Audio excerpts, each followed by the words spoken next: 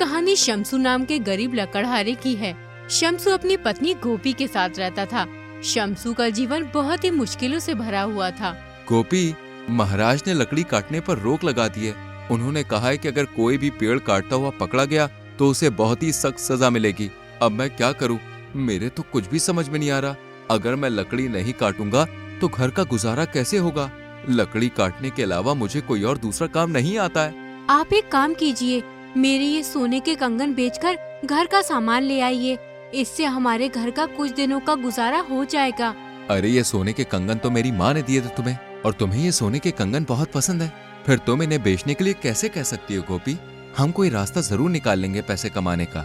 तुम ये सोने के कंगन अपने पास संभाल के रखो। इन्हें बेचने का तो मेरा भी मन नहीं है, लेकिन हम कर भी क्या सकते हैं? भूखे पेट भी तो नहीं रहा जाता है। सोने के कंगन तो और आ जाएंगे। अब तुम जल्दी जाओ और ये सोने के कंगन बेच आओ। एक बात ध्यान रखे, किसी के बहकावे में मत आ जाना। आजकल लुटेरे बहुत है, रास्ते में अपना ख्याल रखना। शम्सू सोने के कंगन बेचने के लिए निकल जाता है।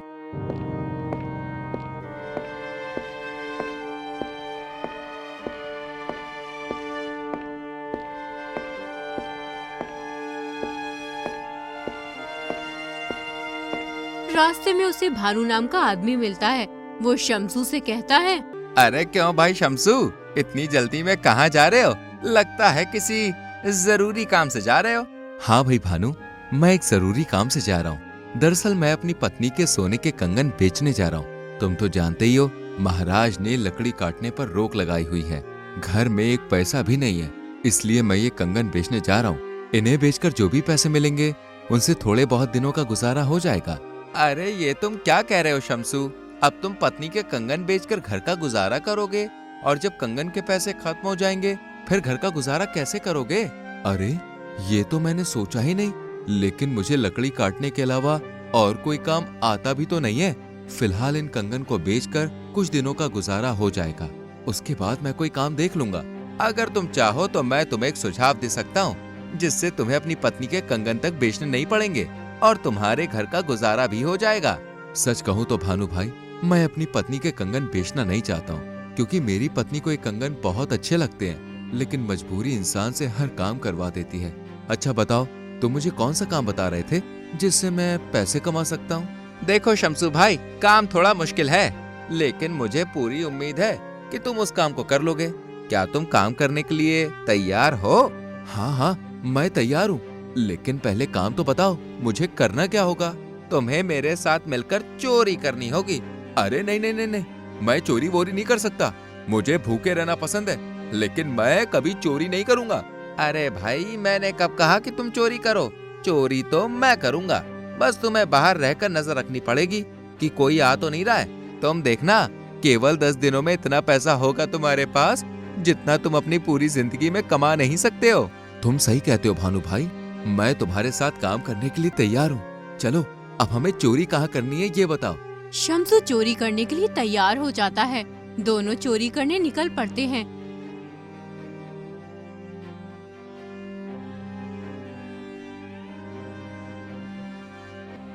रास्ते में उन्हें एक आदमी दिखता है जो हाथ में झोला लिए आ रहा होता है। भानु शम्सू से कहता है, अरे देखो, सामने से वो आदमी आ रहा है। तुम्हें उसे अपनी बातों में फंसाना है और यहाँ वहाँ की बातें करनी है। उतने में ही मैं इसका झोला चुरा लूंगा। अब मैं उस पेड़ के पीछे छुप जाता हूँ, तुम उसे अपनी बातों में लगाओ। शम्सू उस अनजान आदमी के पास चला गया और फिर उसे अपनी बातों में उलझाने लगा। अरे भाई साहब, मैं इस गांव में पहली बार आया हूँ। अगर तुम मुझे सुहानपुर जाने का रास्ता बता दोगे तो तुम्हारी बड़ी कृपा होगी। अरे क्यों नहीं, मैं अभी तुम्हें जाने का रास्ता बताता हूँ। तुम एक काम करो, इस रास्ते पे सीधे चले जाओ। थोड़ी दूर चलने के बाद तुम्हें एक गांव दिखेगा। वो सुहानपुर का गांव नहीं है। अभी तुम्हें और आगे चलना पड़ेगा। 2 मील चलने के बाद तुम्हें दूसरा गांव दिखाई देगा। उसके बराबर से एक रास्ता जा रहा है, तुम उसी रास्ते पे चले जाना। वो रास्ता तुम्हें सुहानपुर पहुंचा देगा।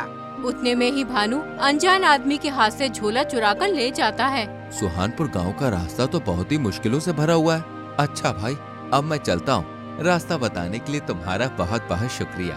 इतना कहकर शम्सू वहाँ से फरार हो जाता है जब अनजान आदमी को अपने झोले की याद आती है तो वो घबराकर चिल्ला उठता है। अरे मेरा झोला कहाँ गया? लगता है वो रास्ता पूछने वाला चुरा कर ले गया। अब मैं क्या करूं? मैं तो लुट गया, बर्बाद हो गया। मेरी पूरी महीने की तनख्वाह चुरा ले गया कमबख्त। अब मैं अपनी पत्नी को क्या जवाब दूंगा? अगर मैंने उसे पैसे नहीं दिए तो वो तो मेरे बाल नोच डालेगी। ऐ ईश्वर मेरी मदद कर। आज के जमाने में किसी के साथ भलाई करना गलत है। भानु और शम्सू थोड़ी दूर जाने के बाद उस झोले को खोलते हैं।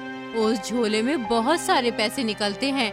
देखो भाई, मैंने तुमसे कहा था, कितने सारे पैसे हैं। इतने की तो तुम्हारी पत्नी के कंगन भी नहीं बिकते। अब इन पैसों में से आधे तुम्हारे और आधे मेरे। याद रखना, आज रात हम अमीर चंद के घर में चोरी करेंगे। अच्छा, अब मैं चलता हूँ। भानु शम्सू को आधे पैसे देकर चला जाता है। शम्सू भी अपने घर की ओर निकल जाता है।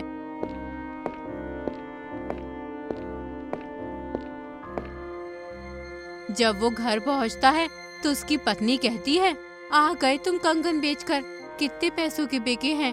लाओ जल्दी पैसे दे दो, मैं घर का सामान ले आती हूँ। अरे गोपी, ये लो पैसे और ये लो अपने कंगन। इन्हें संभाल कर रखो। अब हमें कंगन बेचने की कभी जरूरत नहीं पड़ेगी। जाओ, अब इन पैसों से घर का सामान ले आओ।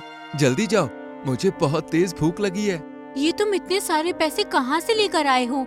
कहीं तुमने कोई गलत काम तो नहीं किया? अरे तुम ये क्या कह रही हो गोपी? मैं भला गलत काम क्यों करूँगा? अरे मुझे ये पैसे मेरे एक दोस्त ने दिए और उसने मेरी नौकरी भी लगवा दी है। जब मुझे पैसे मिलेंगे तो मैं उसके पैसे लौटा दूंगा।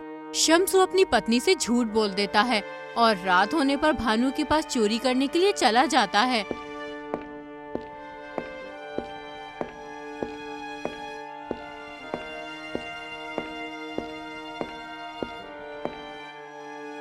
आ गए तुम, मैं तुम्हारा ही इंतजार कर रहा था। अब हम अमीर चंद के घर चोरी करने जाएंगे। तुम घर के बाहर खड़े होकर मेरा इंतजार करना। मैं घर के अंदर जाकर सारा माल चुरा कर ले आऊंगा। अगर किसी को भी हमारे ऊपर कोई शक हो या हमें कोई देख ले तो तुम मुझे सीटी बजाकर सूचना दे देना। मैं तुरंत ही वहाँ से फरार हो जाऊंगा। समझे भाई? अब जल्दी चलो, ये सही वक्त है चोरी करने का।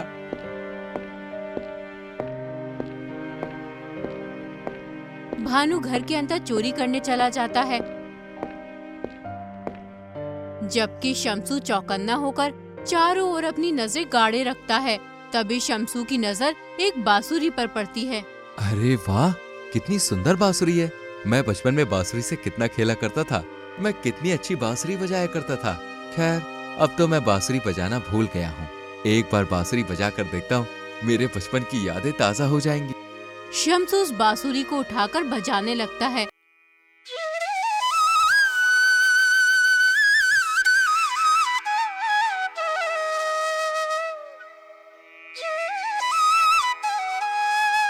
बांसुरी की आवाज सुनकर कुछ गांव वालों की आंख खुल जाती है और भानु भी घबराने लगता है। अरे ये कौन बेसुरा है जो इतनी रात को बांसुरी बजा रहा है? लोगों का सोना हराम कर रहा है। ये मुझे मरवा के ही छोड़ेगा। शम्सू बांसुरी बजा ही रहा होता है कि तभी एक गांव वाला शम्सू से कहता है, अरे कौन हो तुम? पहले कभी तुम्हें नहीं देखा इस गांव में, और ये बांसुरी बजाकर लोगों की नींद क्यों खराब कर रहे हो? लगता है हमारी चोरी का गांव वालों को पता चल गया। अगर मैं चोरी का माल बाहर लेकर गया तो गांव वाले मुझे बहुत पीटेंगे। ऐसा करता हूँ, इस सामान को यहीं छोड़ देता हूँ और चुपचाप यहाँ से निकल जाता हूँ। अगर बांसुरी बजाने का इतना ही शौक है तो अपने घर में जाकर बजाओ। यहाँ क्यों लोग की नींद खराब कर रहे हो? मुझे लगता है कि तुम कोई पागल हो। भानु ये सब खड़ा होकर सुन रहा होता है। फिर गांव वालों के पास आकर कहता है, तुम सही कह रहे हो भाई, ये पागल है। इसका जहाँ भी मन करता है वहीं बांसुरी बजाना शुरू कर देता है। अरे तुम इसे माफ कर दो, अब ये आगे से ऐसा नहीं करेगा। तुम कह रहे हो इसलिए छोड़ रहा हूँ, वरना इसे अभी महाराज के पास ले जाता और सख्त से सख्त सजा दिलवाता। सारी नींद खराब कर दी मेरी। पागलपन की भी हद होती है। वो आदमी वहाँ से चला जाता है।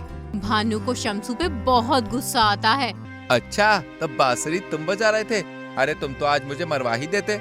अरे चोरी करते वक्त बांसुरी कौन बजाता है? मैंने सारा सामान चुराकर झोले में भर लिया था, लेकिन तुमने बांसुरी बजा दी। मुझे वो सामान वहीं छोड़ना पड़ा। तुम्हारी बांसुरी की वजह से आज मुझे बहुत नुकसान हुआ है। अरे भानु भैया, मैं मानता हूँ कि मुझसे गलती हो गई है। उस बांसुरी को देखकर अब मुझे अपने बचपन की याद आ गई थी। फिर मुझसे रहा नहीं गया, इसलिए मैंने वो बांसुरी बजा दी। इस बार मुझे माफ कर दो। आज के बाद ऐसी गलती कभी नहीं करूंगा। ठीक है, इस बार मैं तुम्हें माफ कर देता हूँ, लेकिन अगर दोबारा तुमने ऐसी कोई हरकत की तो मैं तुम्हें अपने साथ नहीं लेके जाऊंगा, समझे? चलो अब घर चलते हैं, कल हम पास वाले गांव में चोरी करने चलेंगे। दोनों अपने घर चले जाते हैं और रात होने पर दोबारा चोरी करने निकल जाते हैं। सुनो, मैं उस सामने वाले घर में चोरी करने जा रहा हूँ। तुम यहीं खड़े होकर मेरा इंतजार करो। अगर कोई आया तो मुझे बता देना और पहले जैसी हरकत मत करना। हाँ, अब मैं जा रहा हूँ, अपनी आँख और कान खुले रखना। इतना कहकर भानु घर के अंदर चला जाता है और घर का सामान चुराने लगता है। तभी एक आदमी शमसू की तरफ आ रहा होता है। उसे देखकर शमसू डर जाता है। वो समझता है ये भूत है। फिर वो जोर जोर से शोर मचाने लगता है। बचाओ, भूत भूत, मुझे कोई बचाओ इस भूत से। ए पागल आदमी, मैं भूत नहीं हूँ, समझे? मैं तुम्हारी तरह ही एक इंसान हूँ। मेरी पत्नी से मेरी लड़ाई हो गई है, इसलिए मैं घर के बाहर आ गया हूँ। वैसे तुम इतनी रात में यहाँ क्या कर रहे हो? मैं क्या कर रहा हूँ? मैं तो कुछ भी नहीं कर रहा हूँ। अरे भाई, इसकी दिमागी हालत ठीक नहीं है। ये किसी को भी भूत समझ लेता है और फिर शोर मचाने लगता है। तुमसे कितनी बार कहा है, यूं लोगों को परेशान मत किया करो। चलो अब यहाँ से। दोनों वहाँ से चले जाते हैं। तुम किस किस्म के आदमी हो? मन कर रहा है कि मैं तुम्हारा सर फोड़ दूं। तुम्हें वो जीता जागता इंसान भूत दिखाई दे रहा था।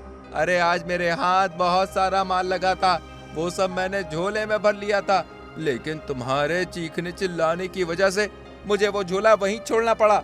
अगर तुम नहीं चिल्लाते तो आज मैं बहुत अमीर हो जाता। मेरी मत मारी गई जो मैं तुम्हारे जैसे अहमक आदमी को अपने साथ लेकर आया। तुम्हारी वजह से मैं 2 बार नाकाम हो गया हूँ। आज के बाद तुम मेरे साथ मत आना, वरना किसी दिन मैं पकड़ा जाऊंगा। शमसू अपने घर चला जाता है और सारी बात अपनी पत्नी को बताता है। तुमने तो मुझसे कहा था कि तुम कोई गलत काम नहीं कर रहे हो। क्या चोरी करना सही काम है? गोपी, मुझसे बहुत बड़ी भूल हो गई। मैं कसम खाता हूँ कि आज के बाद कभी भी कोई गलत काम नहीं करूँगा और ना ही कभी उस भानु के साथ रहूंगा। शमसू चोरी का काम छोड़ देता है और एक बनिए की दुकान पर मजदूरी का काम करने लगता है, जबकि भानु चोरी का काम नहीं छोड़ता। पहले तो वो छोटी मोटी चोरी किया करता था, लेकिन अब वो लुटेरा बन गया था। आते जाते लोगों को लूटने लगा था। ए बूढ़े, क्या इस झोली में? जो भी है मेरे हवाले कर दे, वरना मैं तेरी जान ले लूंगा। लाला, जल्दी से झोली मेरे हवाले कर दे। बेटा, मैं बहुत गरीब हूँ, मुझे मत लूटो। मैंने सारी जिंदगी कमा कमा कर थोड़े बहुत पैसे जमा किए अपनी बेटी के शादी के लिए। अगर ये पैसे मैंने तुम्हें दे दिए तो उसकी शादी नहीं हो पाएगी। ए बूढ़े, ये कहानी मुझे मत सुना। मैं तेरी इस दर्द भरी कहानी से बहकने वाला नहीं हूँ, समझा? चुपचाप ये झोली मुझे दे, वरना अभी तेरा सर धड़ से अलग कर दूंगा। वो बूढ़ा आदमी भानु की बात सुनकर डर जाता है और अपनी झोली भानु को देकर चला जाता है। भानु झोली को लेकर अपने घर पहुंचकर अपनी पत्नी से कहता है, आज तो मेरे हाथ बहुत सारा माल लगा है। आज एक बुढ़े को लूटा था, उसने अपनी बेटी की शादी के लिए पैसे जमा किए हुए थे। अरे मैंने उससे वो सारे पैसे लूट लिए। चलो अब जल्दी से मेरे लिए लजीज सा खाना बनाओ। ये बात भानु का बाप सुन रहा होता है। वो भानु के पास आकर कहता है, बेटा, तू ये लूट मार कब छोड़ेगा? चोरी लूट मार से कभी किसी का भला नहीं होता। तू उस गरीब बुढ़े के पैसे छीन के लाया। उसने कितनी मेहनत से अपनी बेटी की शादी के लिए रुपए जमा किए होंगे और तू उन्हें एक पल में उससे छीन लाया। पिताजी, आप मुझे राय मत दीजिए।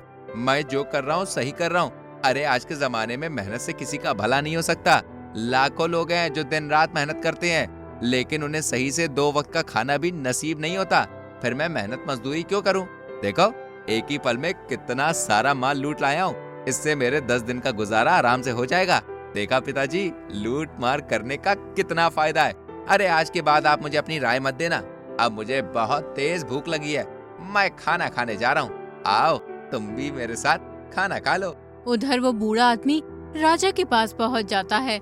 महाराज, मैंने बड़ी मुश्किल से अपनी बेटी की शादी के लिए थोड़े से पैसे इकट्ठा किए थे, लेकिन एक लुटेरा मेरे से पैसे छीन कर ले गया। कौन लुटेरा तुम्हारे पैसे छीन कर ले गया? किसकी इतनी जरूरत है जो हमारे राज्य में लूट मार कर रहा है? उस लुटेरे ने तुम्हें कहाँ लूटा था? महाराज, मैं पास वाले गांव के जंगल से होकर अपने घर जा रहा था। एकदम वो लुटेरा पता नहीं कहाँ से आ गया और मुझे पकड़ लिया। मुझे जान से मारने की धमकी दे रहा था। वो कह रहा था कि या तो अपना सारा धन मुझे दे दो वरना तुम्हारा धड़ से अलग कर दूंगा। इसलिए मैंने अपना सारा धन उस लुटेरे को दे दिया। अब मैं अपनी बेटी की शादी कैसे करूंगा? महाराज, मेरी मदद कीजिए।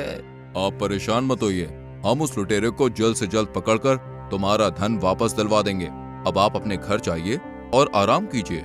बूढ़ा आदमी अपने घर चला जाता है।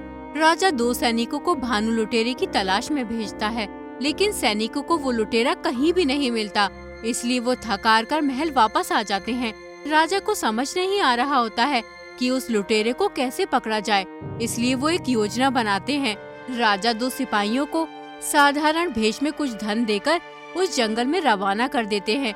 जैसे ही भानु की नजर सैनिकों पर पड़ती है तो वो सोचने लगता है, आज तो तेरी किस्मत ही खुल जाएगी भानु।